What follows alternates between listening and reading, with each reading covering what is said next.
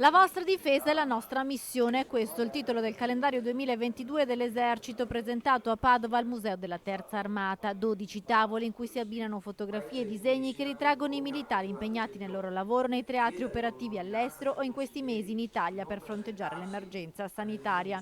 Capacità che l'Esercito mette in campo sia sul territorio nazionale sia nei teatri operativi in cui è stato e in cui è tuttora impegnato. L'Esercito ha messo in campo per questa epidemia moltissime risorse in termini di uomini, di mezzi e materiali, gli stessi uomini e mezzi materiali che hanno operato proficuamente nei teatri operativi e che quindi hanno sviluppato capacità di operare in condizioni decisamente negative e sfavorevoli, ma queste capacità sono state poi messe a disposizione del Paese per contrastare la pandemia. Parliamo di ospedali da campo, parliamo di team di vaccinatori, parliamo di mezzi logistici per il trasporto dei vaccini.